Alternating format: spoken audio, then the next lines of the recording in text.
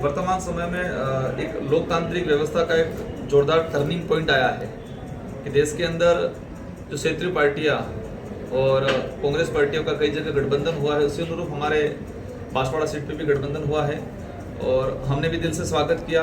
कांग्रेस के पदाधिकारी ने भी इसको गठबंधन का दिल से स्वागत किया। कांग्रेस के हाईकमान ने जिस तरह से डायरेक्शन दिया है इस सीट को लेके, क्योंकि यहाँ पर परिस्थिति अलग टाइप की बनी थी। आप सब जानते हैं कि कांग्रेस का दिग्गज नेता के रूप में माने जाते थे, लेकिन कांग्रेस के साथ और इस क्षेत्र की जनता की भावना के साथ खिलवाड़ करके एकदम पलटवार होकर भाजपा में चले गए हैं।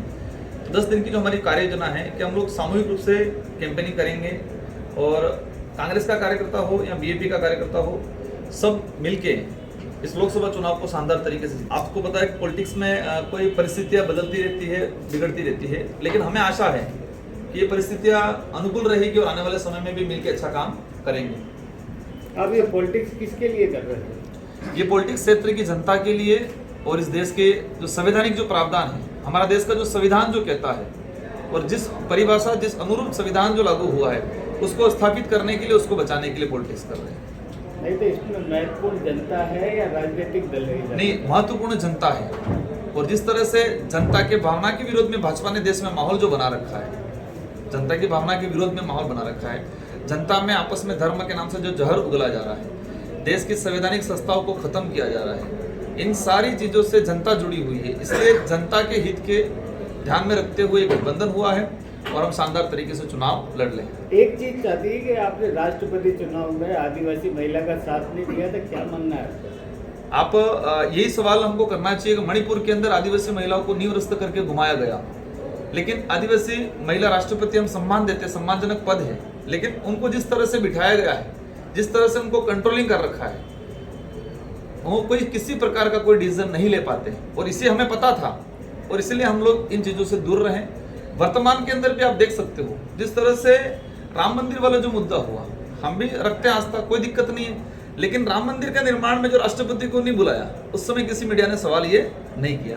और ये पूरे देश का आदिवासी समुदाय हो, अन्य वर्गों, सबने ध्यान में रखा है कि जिस तरह से भाजपा तानाशाही कर रही है और राम मंदिर को इसे भाजपा का पेटेंट बना के रख दिया है, उन सारी चीजों को ध्यान में रख रहा है। और इस देश के अंदर राम को मानने वाला हो या नहीं मानने वाला हो, सभी लोग समझ चुके हैं और भाजपा की जो व्यवस्था है और भाजपा जिस तरह से चल रही है उसको समझ चुके हैं और इस चुनाव में लोकसभा में बांसवाड़ा ही नहीं पूरे देश के अंदर भाजपा को तरीके से निपटेंगे। हमने मांग करी और 42 मुकदमे वापस भी हुए, 42 मुकदमे विड्रॉल हुए हैं।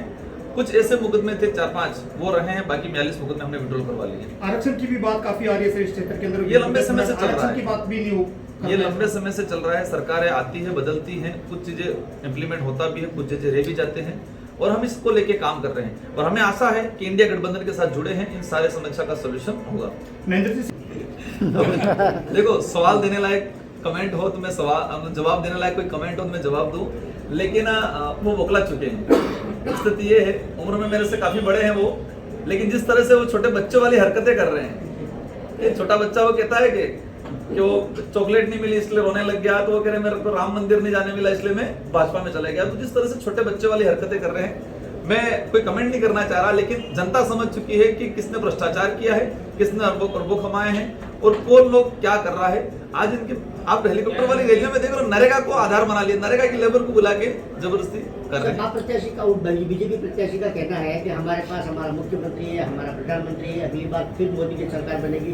बाकी प्रत्याशी के पास क्या है? उनके पास न तो एमपी मुख्यमंत्री और प्रधानमंत्री है, एक एमपी क्या उखाड़ लेगा? संविधान की किताब है उसके पास, संविधान की किताब है और ये देश संविधान से चलता है और हर विधायक को, हर सांसद को उसके अधिकार मिलते हैं, ठीक है। और लोकतांत्रिक व्यवस्था में जो विधि का निर्माण होगा उस समय हमारी महत्वपूर्ण भूमिका रहेगी और एक जाए या दो जाए, लेकिन संविधान के प्रावधान के अनुरूप हम लड़ेंगे और देश की व्यवस्था को बरकरार रखवाएंगे। आपने सर आज भाषण में लास्ट में जय श्री राम बोला, क्या आपका परिचय हो रहा है? नहीं, मैंने ऐसा कोई बोला नहीं, मैं इनको मानता हूँ, कोई दिक्कत नहीं है, हम भी मानते किसी के आस्था में कोई ठेस नहीं पहुंचाना चाह रहे, ठीक है। लेकिन जिस तरह से भाजपा ने राम को पेटेंट किया उसका हम विरोध करते हैं। महेंद्र सिंह मालविया दिग्गज या फिर बच्चे?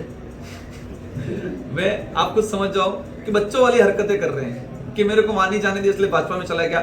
मेरे नाम से 2 राजकुमार ढूंढ लिए उन्होंने, कई राजकुमारों को ढूंढा उन्होंने और पैसे दे के राजकुमार से फॉर्म भरवाए, ठीक है। और वो दोनों राजकुमार उनके घर पे ले जाके बिठा रखे हैं, उनका फोटो वीडियो वायरल हुआ है।